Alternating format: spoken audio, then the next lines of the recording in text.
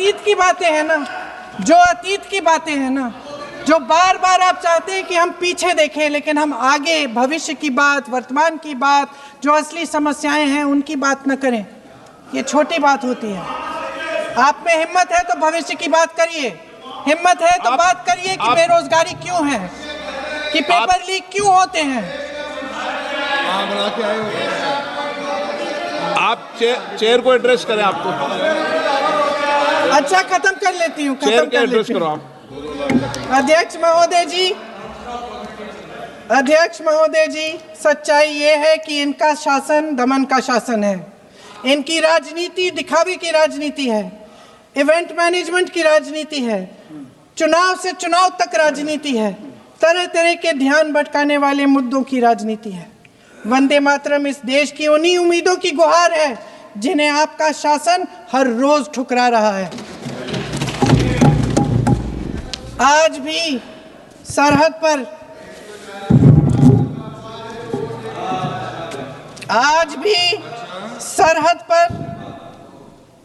पर जवान जब दुश्मन का सामना करता है तो उसकी छाती में वंदे मातरम गूंजता है।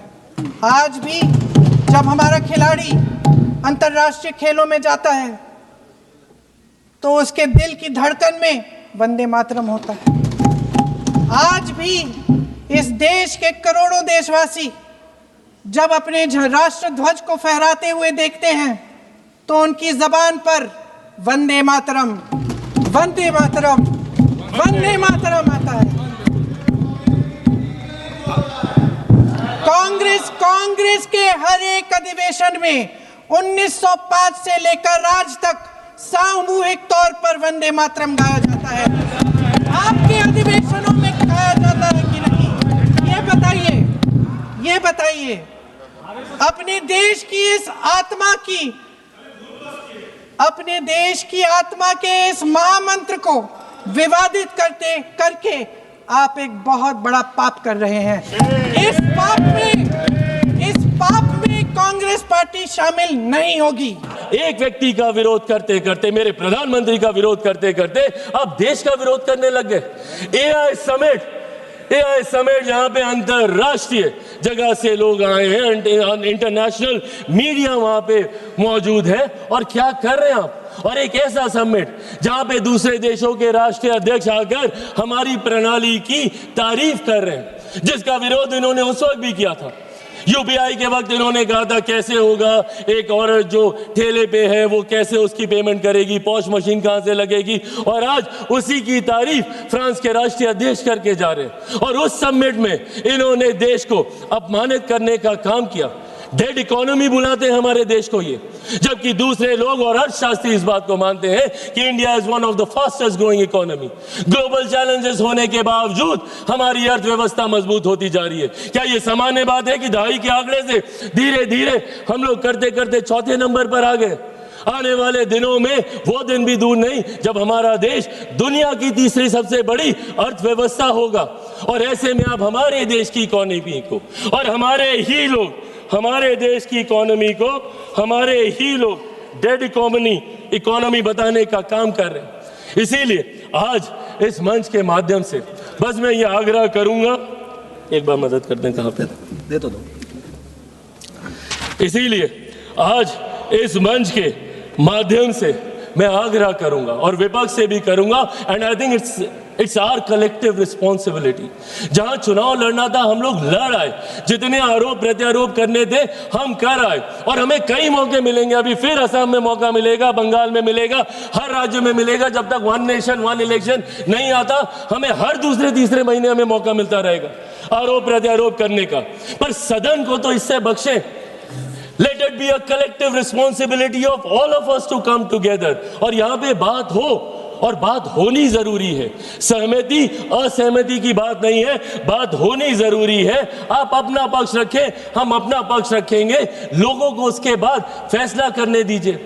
आप राष्ट्रपति जी के अभिभाषण पे आपके पास पूरा समय था, आप राष्ट्रपति जी के सम्मान की बात करते हैं। क्या आप बताइए, उनके अभिभाषण पे आए धन्यवाद प्रस्ताव का इस तरीके से निरादर करना, क्या ये उनका अपमान नहीं था?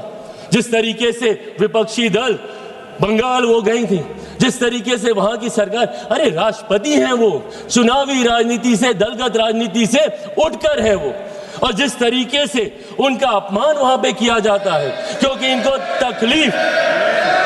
तकलीफ इस बात की है कि देश के सबसे वंचित वर्ग से आने वाली एक महिला देश के सर्वोच्च पद पर जाके बैठी है, ये बात इन्हें चुभती है। और इसीलिए राष्ट्रपति जी के अभिभाषण पर ये अपनी बातों को नहीं रखने देना चाहते।